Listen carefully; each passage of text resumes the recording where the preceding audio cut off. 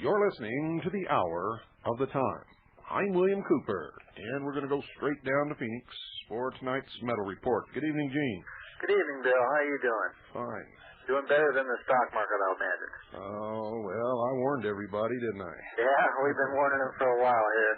Well, let's take a look at what's happening here. Today, gold had a high of 386.90, a low of 383.10, to close at 384.90, up 50 cents. Silver had a high of 557, a low of 541, to close at $5.50, down 4 cents. Platinum did had a high of 415, a low of 401.50, to close at 412.70, up $2.30. And the mighty Dow had a high of 36.95.50, had a low of 36.56.10, to close at 36.79.70, up $4.30.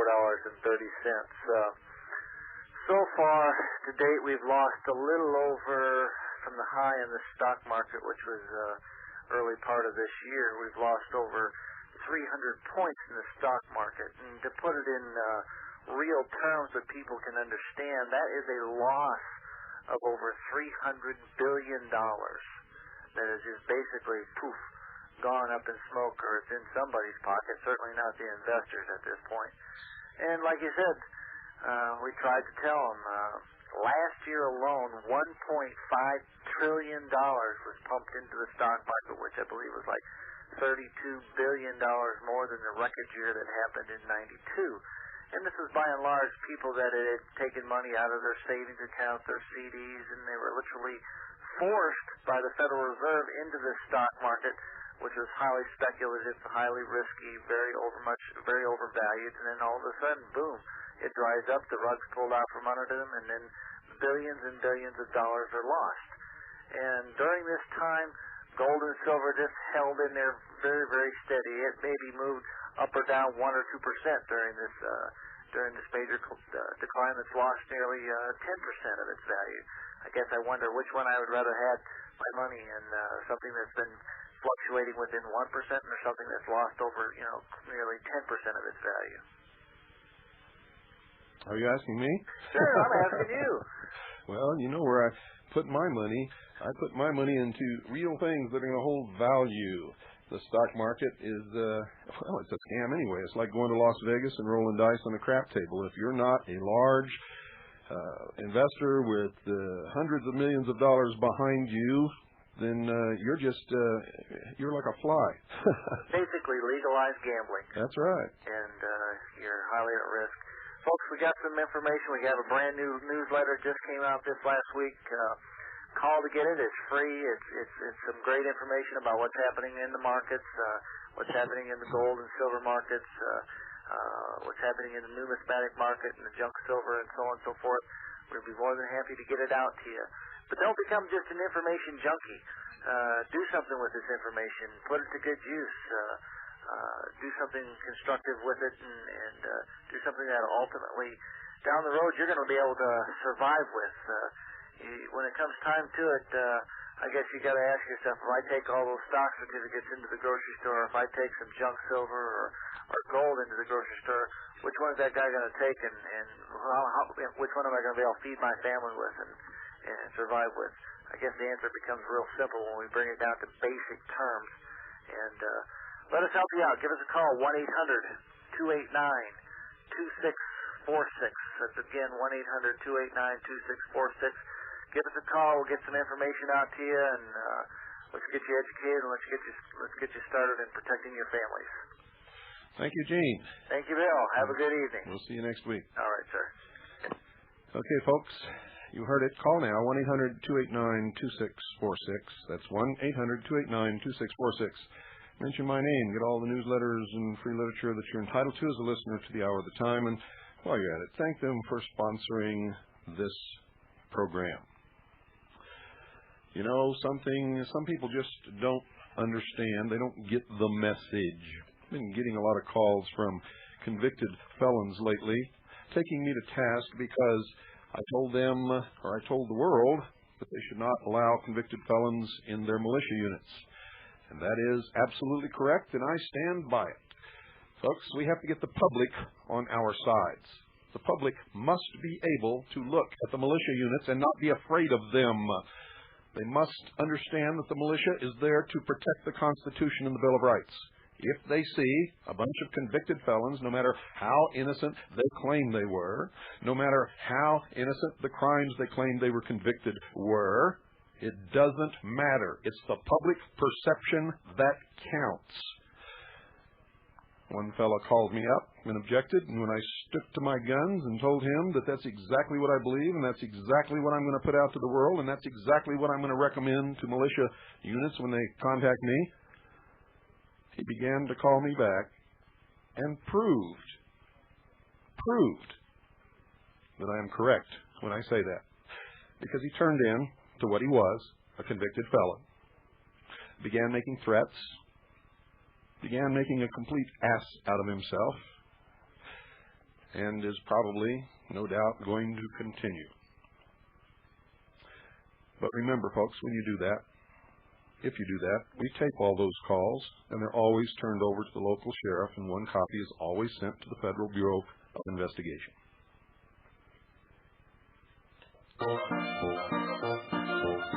Step right up, ladies and gentlemen, to the Whitewater Carnival. Get your tickets, one thin dime. Step right, yes sir, here's your change. Step right in the tent. Yes ma'am, all your questions will be answered inside. See the Belleries, the only Chinese presidency in the history of the United States. See the documents that convicted them of treason and criminal activity that resulted in the impeachment of Belleries. The presidency is coming down. Whitewater is king. Step right up, folks. Right into the tent. Take a seat. See the hoochie-coochie dancers of the Bellery cabinet.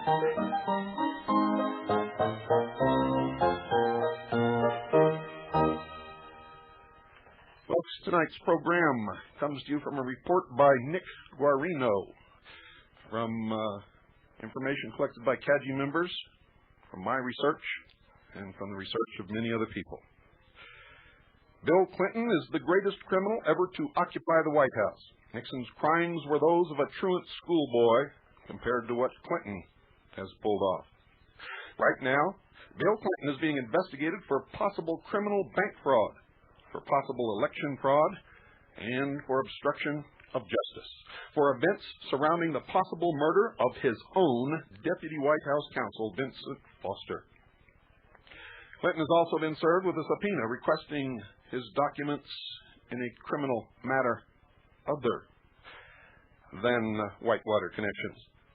A special grand jury has now been convened in Little Rock, Arkansas for a criminal indictment of Bill Clinton and a number of his cronies for Whitewater, the looting of Madison Guarantee Savings and Loan, and illegal small business administrative loans. Federal Judge Stephen Reasoner said that a compelling case for the need for a special grand jury was presented to him, and this is the first time in American history any president has ever faced a grand jury. The research of Nick Guarino and many others and personal knowledge indicate that these investigations have only begun to scratch the surface of the corruption and larceny that has characterized Clinton's political career. Based on the thousands of pages of documents that I've studied and the witnesses I've spoken to, I believe Bill Clinton is guilty of extortion and racketeering. It's common knowledge among businessmen in Arkansas that politics in their state is based upon a system of shakedowns. Some examples. Dan Lassiter was a big Clinton campaign contributor. He got the lucrative bond contracts despite the horrendous reputation of his firm and despite his known connections to drug dealers. James McDougal diverted funds from his S&L to pay off Clinton's debts and finance his political ambitions. In turn, he was protected from the regulators. Seth Ward was a director of the S&L that gave huge loans to Clinton and his cronies. He was awarded a $2.7 million bond issue for his Park on Meter Incorporated. Bank fraud. Using Whitewater and other real estate schemes, Clinton and his cronies looted millions from at least one savings and loan in the Small Business Administration. Clinton also used his political power as governor of Arkansas to prevent state regulators from closing the S&L until 4 years after it had essentially become insolvent. Another S&L in almost identical shape was slammed out immediately. The result was the heaviest percentage loss of any savings and loan in the United States. Campaign fraud. Documents that Nick Guarino and others have seen indicate that Clinton has lied about his campaign donations, lied about diversions of funds of his campaign accounts from SBA loans taken out by his cronies and never repaid. Suppressed criminal referrals that were waiting for him at the United States Attorney's Office in Little Rock while he ran for president, and used funds that were looted from an S&L and the SBA to finance his campaign. Tampering with federal witnesses. James McDougal has said publicly that he could sink the Clintons' Whitewater claims, quote, quicker than they could lie about it if I could get in a position so I wouldn't have my head beaten off, unquote. Many witnesses appear to have been paid off in the form of cushy jobs with high salaries or lucrative government deals. One, Vince Foster, has turned up mysteriously dead. Others have turned up dead. In fact, over 28 people closely connected to William Clinton are now dead, ladies and gentlemen. Many have been beaten, threatened, arrested, thrown in jail on trumped-up charges. Destroying documents requested in a criminal investigation. There have been over 80 subpoenas for documents surrounding Whitewater and Clinton. Many documents from Whitewater are missing entirely. Bill and Hillary's partners, the McDougals, claim they hand-delivered all the paperwork to the Clintons. Bill and Hillary, or Billary, say they never received it. Checks are gone, disappeared. Deeds are gone, disappeared. Loan payments, their sources and their recipients have been obscured. And it has just come out that Whitewater documents have been shredded at the Rose Law Firm where Hillary worked. At least 9 criminal prosecutions recommended by the RTC were once turned down because the missing documents made the case too difficult to prove. Obstructing justice. Clinton refused to cooperate with banking officials in their investigation of Whitewater and the savings and loan that financed it, Madison Guarantee. Then he negotiated a special subpoena for himself with his hand-picked Attorney General, Janet Reno, the mastermind of the massacre at Waco, that put the documents in the protective custody of the Justice Department, where no other regulatory agency, let alone the public, is permitted to see them. This is an outrage. Bribing public officials. Evidence shows that officials who cooperated with Clinton in allowing his schemes to continue were repeatedly rewarded with appointments and other special favors. He also used his political power to keep people who had damaging information quiet, to shut them up. Even the police were paid off to provide him with special services and to keep their mouths shut about what those special services were. Accessory to murder. Nick Guarino, myself, William Cooper, and many others are convinced that Deputy White House Counsel Vince Foster was murdered because he knew too much about Whitewater and the other bank and real estate scams. On top of this, it appears that he was having an affair with Hillary Clinton. While his death has been covered up as a suicide, the physical evidence at the crime scene directly contradicts that conclusion. The Clintons and their associates have interfered with the police investigation of Foster's death and have tampered with the evidence. And Hillary has all along been a key player.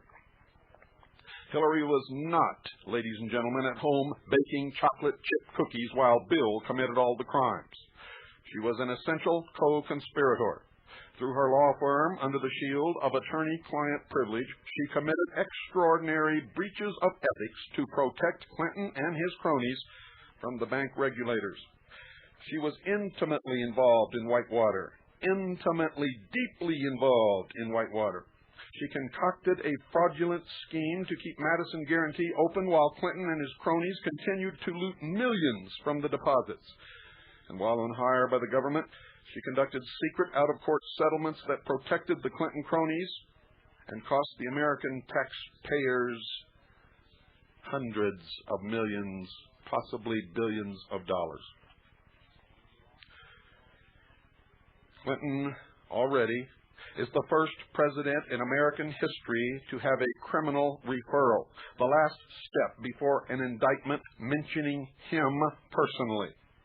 Representative James Leach confirmed that this criminal referral was issued. He also confirmed that it has never been made public by the government. The entire investigation is being stonewalled by Clinton and his appointees in the Justice Department, and specifically the mastermind of the massacre at Waco, Texas, Janet Reno. Clinton has surrounded himself by loyal co-conspirators who are willing to do anything to protect him. Anything. And where have we heard that before? Oh, I'm only following orders. Nearly every key position in Washington is now staffed by Clinton appointees. This includes the top people at the Justice Department, the temporary head of the RTC, the Federal Bureau of Investigation, and scores of subordinate bureaucrats in the regulatory agencies. These are the very people who should be upholding justice. Instead, they are helping him cover up his crimes, and over 95% of them can be proven Marxists, socialists, globalists. Many of these same Clinton appointees lied to you about Clinton's past. During the 1992 campaign for president, a criminal referral for Clinton had already been waiting process in Arkansas. Clinton's friends in Little Rock suppressed it. If this fact had been made public, Clinton's campaign would have come to a screeching halt. Who was his partner in suppressing all of this information? Not just this, but all of it. The press, ladies and gentlemen. Gary Hart was guilty of having his picture taken next to a beautiful woman on a fishing boat, and all hopes of his reaching the presidency was destroyed. As the press published that photograph and made accusations from coast to coast. But Clinton was able to suppress everything, both from the public and the Republican Party, and the press helped him do it because the press mainly is Marxist also. And it's obvious that this was the key to the Clinton election. Of course, with a little help of Pat Buchanan, H. Ross Perot, and the fact that George Bush didn't even run, after the Bilderberg Group in 1991 determined that William Clinton would be the next president of the United States. Now Clinton's spin doctors are trying to hide the facts about Whitewater from you. They are lying to you about the bankrupt savings and loan that Clinton and his cronies looted mercilessly to line their own pockets and further their political aims. They are lying to you about the Small Business Administration, which was defrauded for millions by Clinton and his cronies.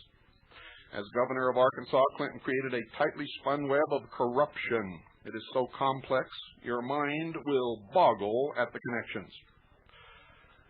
And over the next 2 nights, I will explain to you how it worked. Clinton regularly flew in the private plane of an influence peddler under investigation for drug dealing. He was later convicted for distributing cocaine.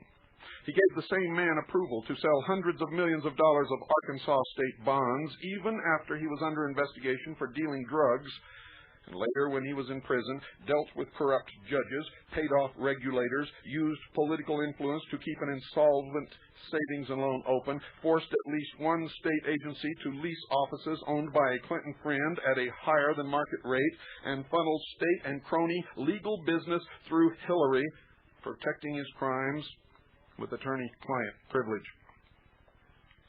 The power and money he was able to acquire just from looting a poor state like Arkansas will send you reeling.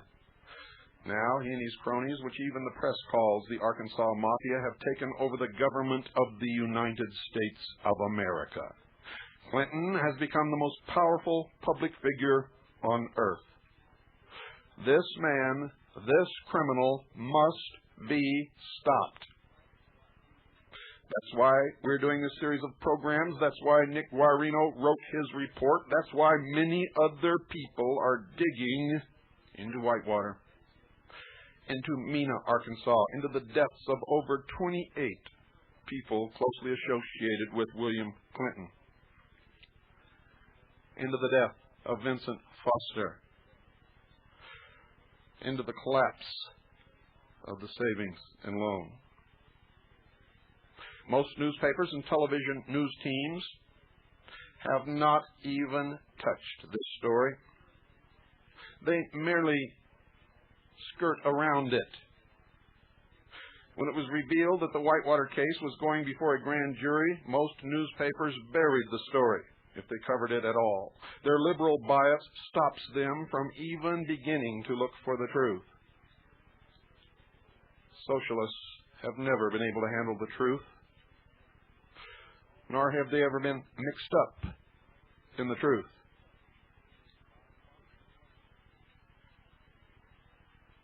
Nick Guarino spent the better part of 20 years in Arkansas. He ran a multi-million-dollar business there, and he knows how business is done there. He played in the securities and brokerage businesses. He had millions of dollars invested in Arkansas banks and savings and loans. He invested heavily in Arkansas real estate, and he knew Bill Clinton, and he knew that Bill Clinton was corrupt. He also knew that Bill and Hillary would say, when they discovered what he has released to the public, that he is an ex-convict fresh out of Leavenworth, and that's true. He was convicted of a white-collar crime, 1 count of mail fraud and 1 count of wire fraud. He claims that he was innocent, and he claims that he was railroaded, but folks, that is irrelevant. The more important point is that Nick Guarino knows what happened in Arkansas. He was incarcerated in Fort Leavenworth, Kansas, with others who were involved and who knew what happened in Arkansas. He has thousands of documents from various sources, including news media such as the Washington Times, New York Times, Washington Post, and other leading publications. Bill and Hillary will no doubt smear Nick Guarino and try to discredit him, but they will never sue him. You see, in a court of law, he can depose them and subpoena documents that they want no one to see. He knows where the skeletons are. He was locked up with people who had inside knowledge of Clinton's corruption. Some of them were top players in savings and loan real estate scams of the 1980s. And in a legal battle, if necessary, Nick Guarino can open up the Clintons like a can of worms.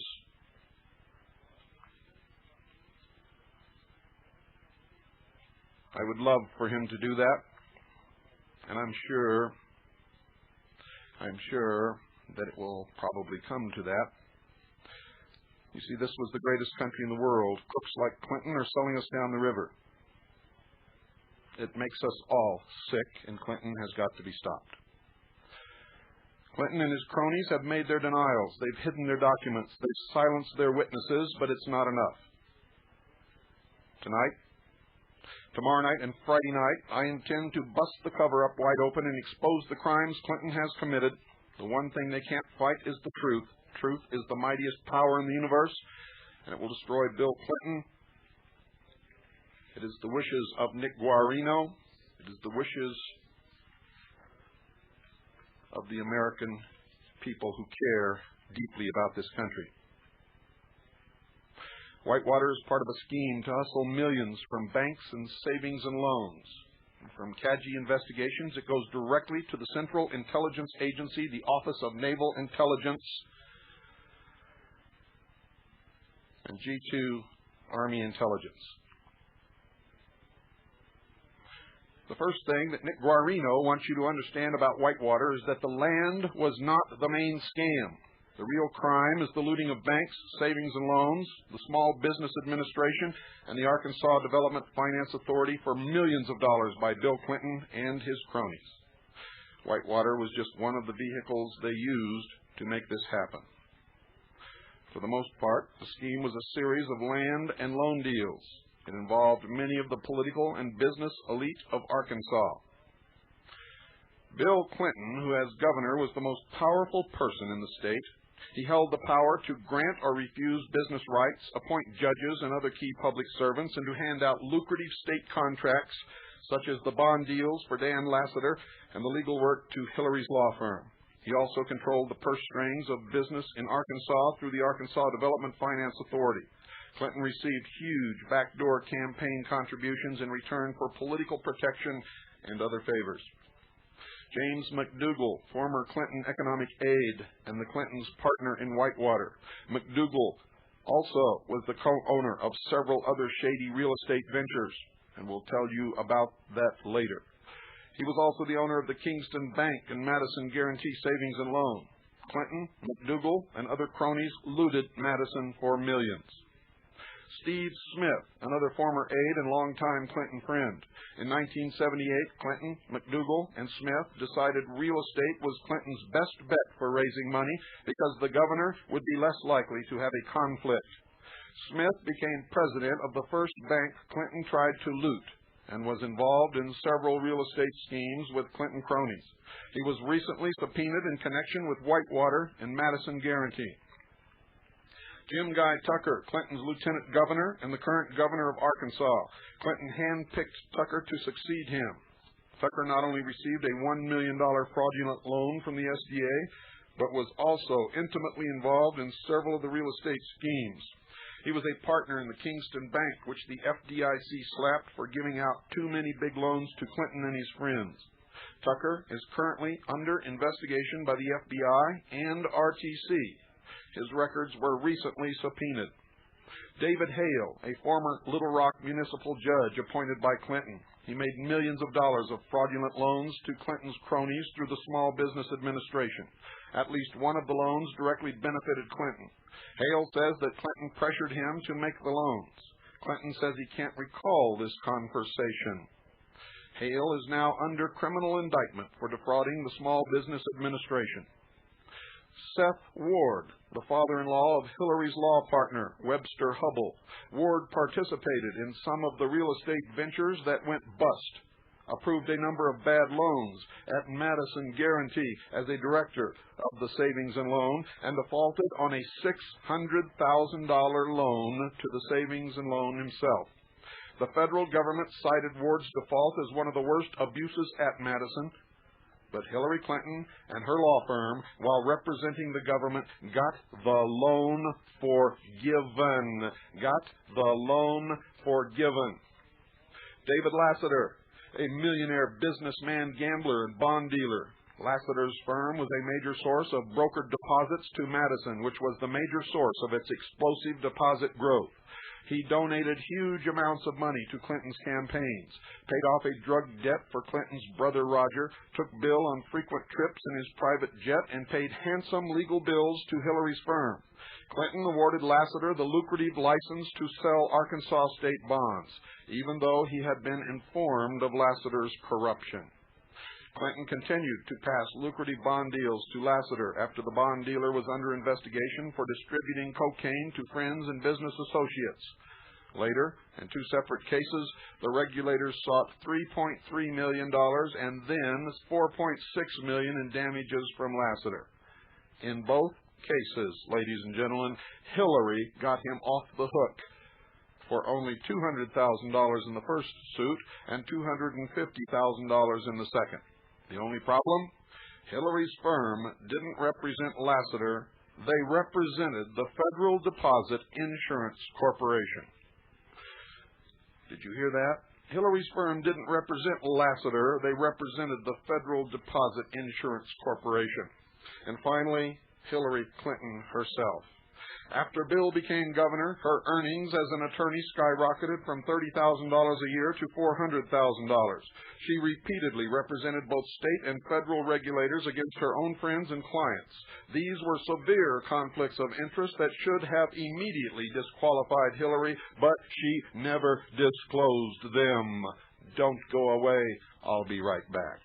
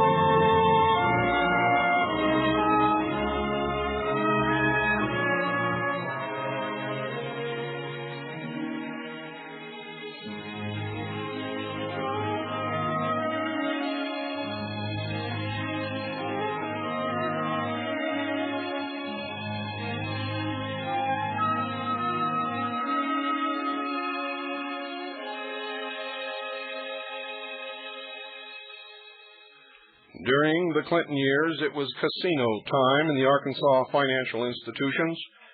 Anything went.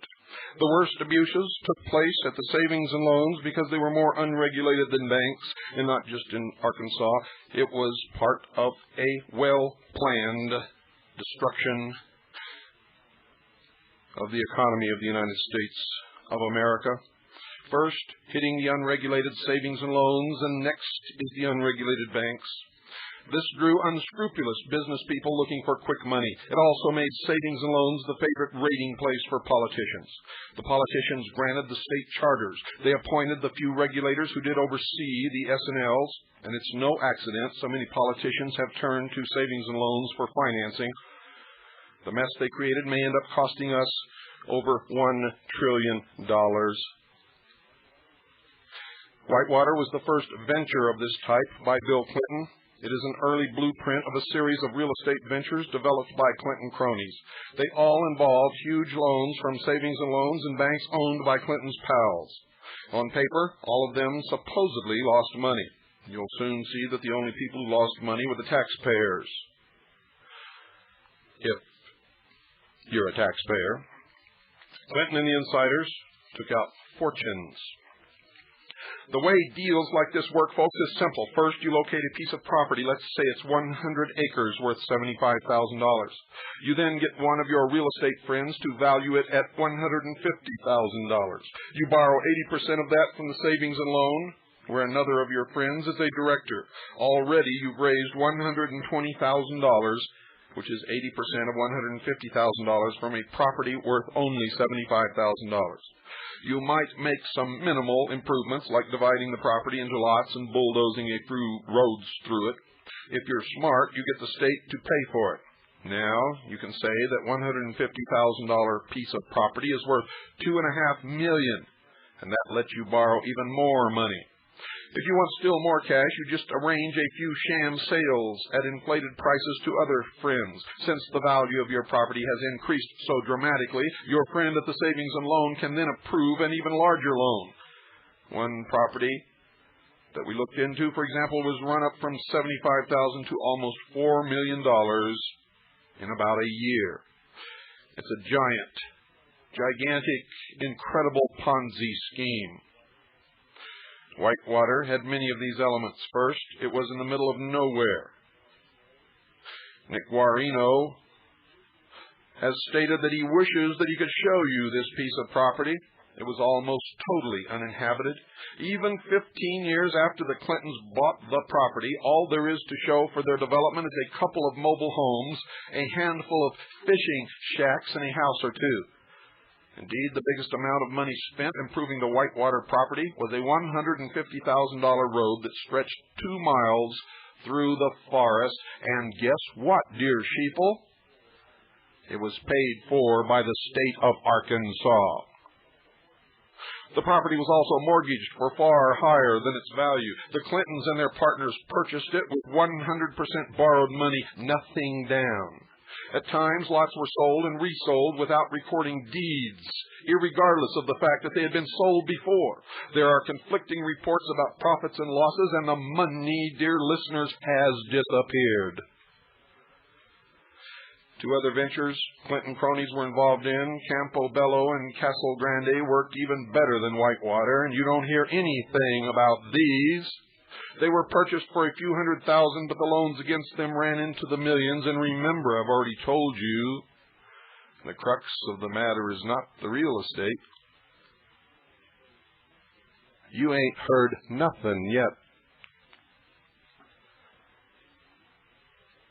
These, Campobello and Castle Grande, were purchased for a few $100,000, but the loans against them ran into the tens of millions. And Bill and Hillary Clinton have stated, quote, "We don't know anything about Whitewater," unquote. And P.T. Barnum said, and I quote, "There's a sucker born every minute," unquote. Bill and Hillary claim they were passive investors in Whitewater. They would have you believe they were innocent dupes in a series of unfortunate schemes perpetrated on them by unscrupulous cads. Nick Guarino and the Hour of the Time intend to demonstrate to you that the exact opposite is true.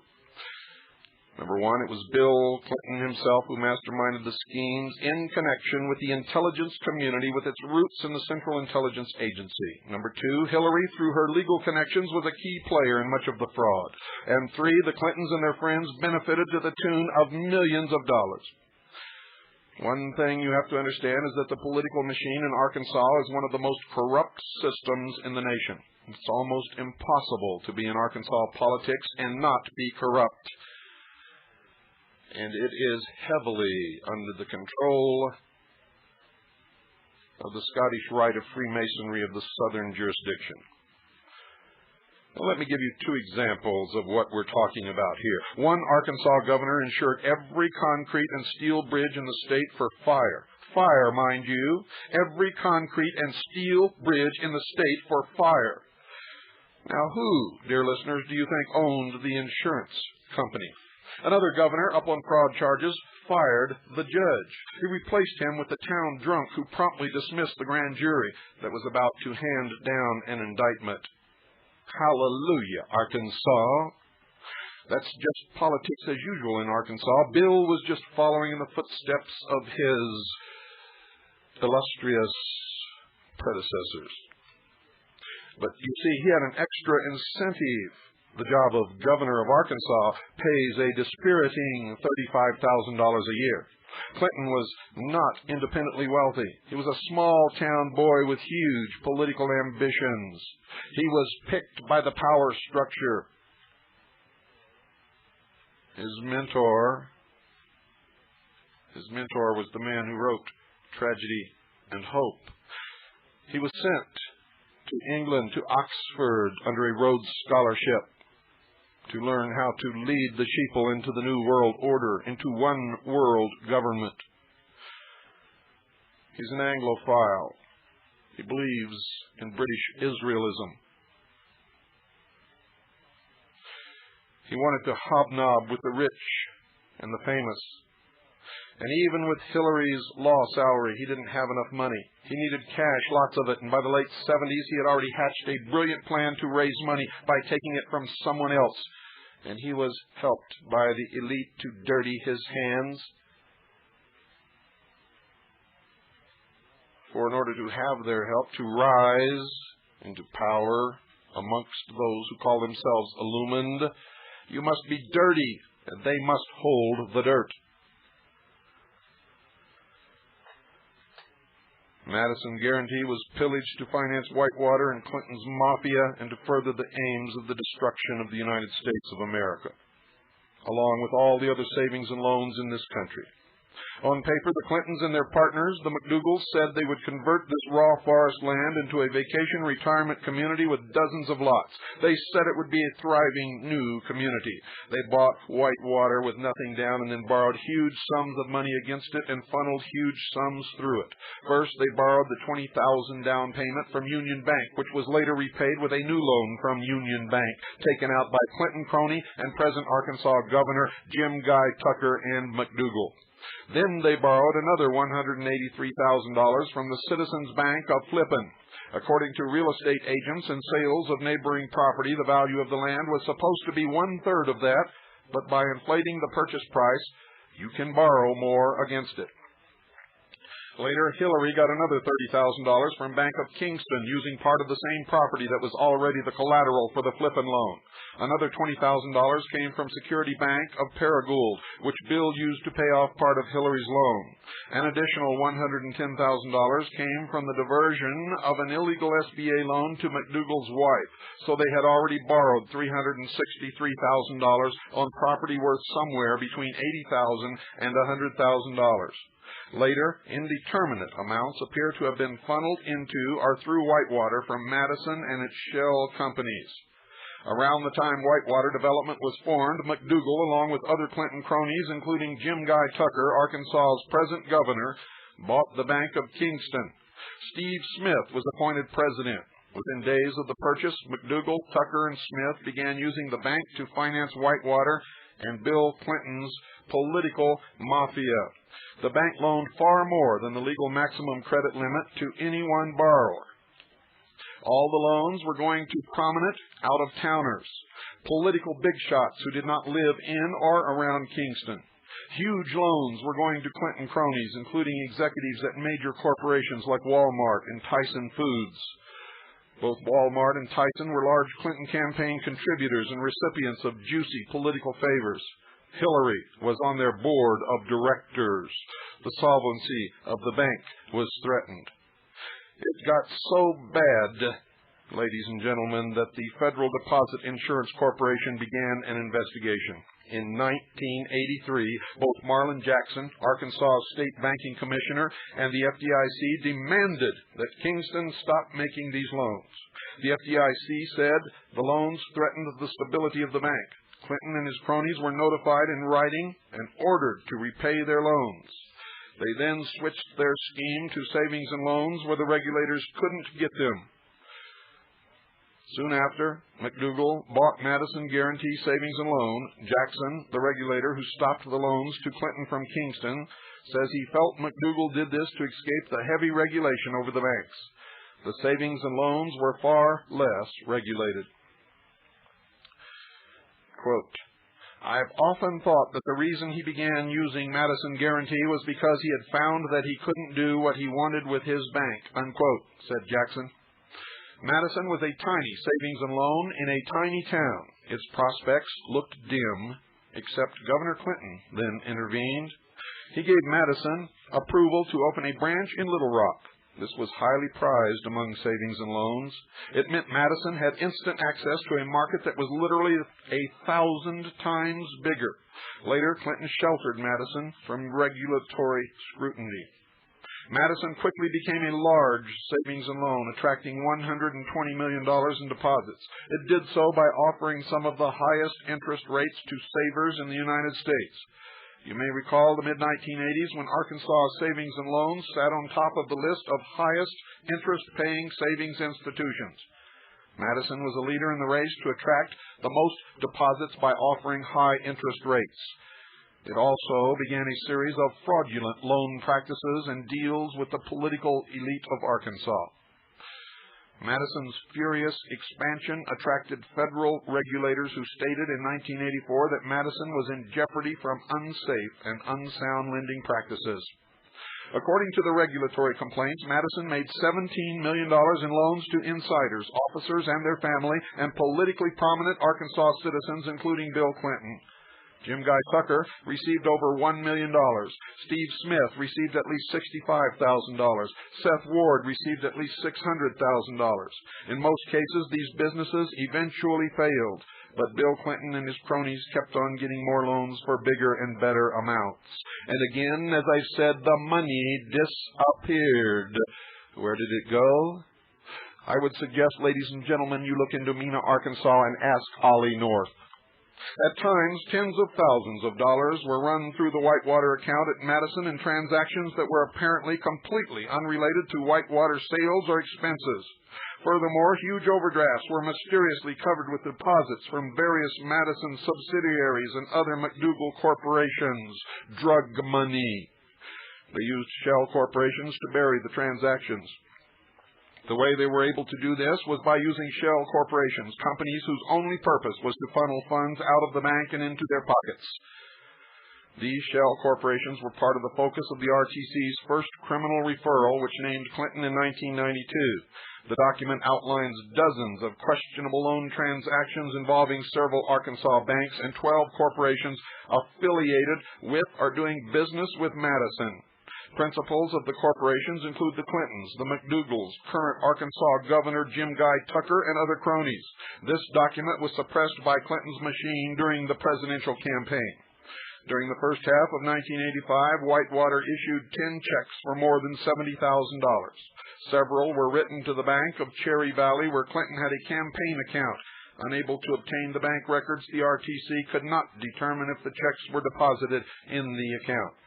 5 of the checks issued by Whitewater, totaling more than $60,000, were overdrafts that eventually were covered by funds from other alleged shell corporations or from Madison Financial Corporation, the S&L's wholly owned real estate subsidiary.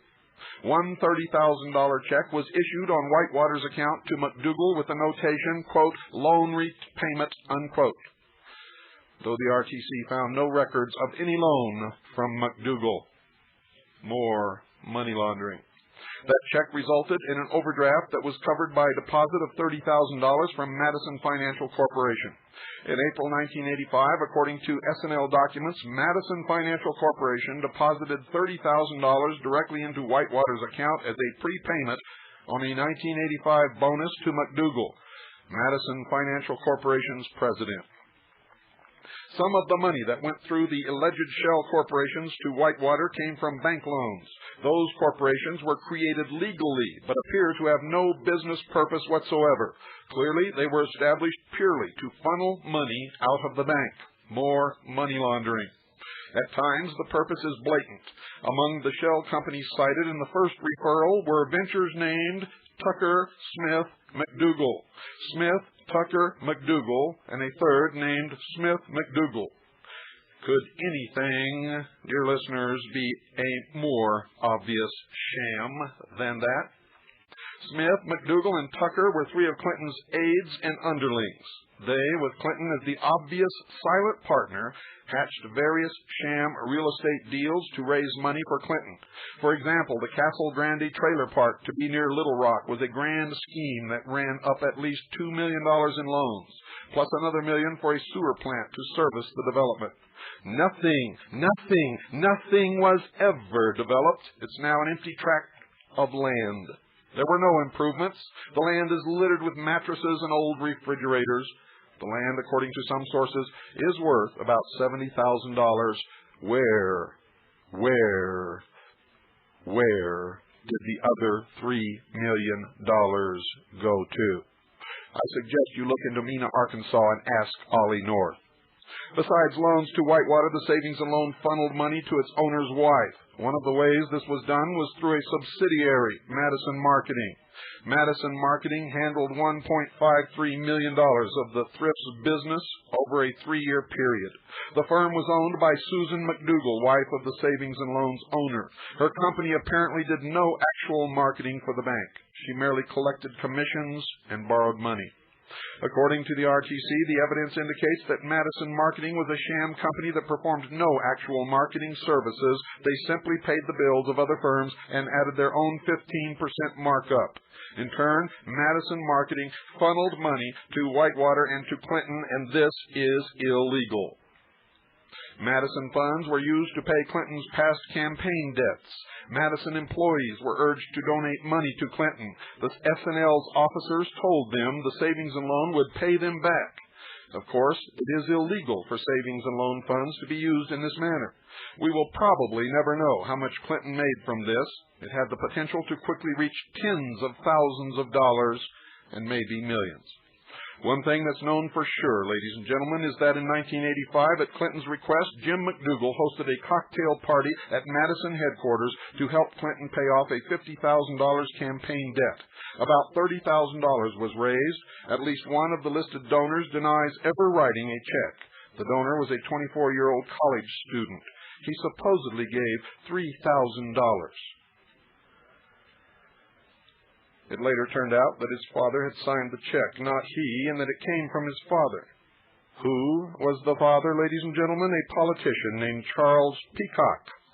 Peacock at first told reporters he knew nothing about the check. Later, he admitted he had signed it in his son's name and told them simply, quote, "I'm a politician, and as a politician I have the prerogative to lie whenever I want," unquote. Most of the records of these donations have disappeared. What few documents remain have convinced federal investigators that at least some of the money may have come directly from Madison. Many of the donations were in the form of Madison cashier checks, usually written in the name of an individual in his account. 3 months before McDougal helped Clinton cover his debt, Clinton had appointed a new state regulator in charge of savings and loans. The appointee, handpicked by McDougal, turns out to have been a Little Rock lawyer who had previously represented McDougal's savings and loans. Bank investigators are also trying to find out what happened to an undisclosed amount of money that went directly from Madison to Whitewater.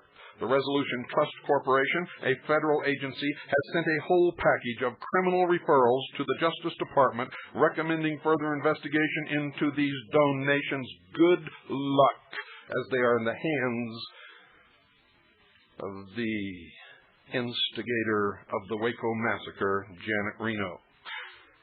So far, no one has been able to piece together just how much Bill Clinton and his friends benefited from the diversion of funds from Madison and Whitewater.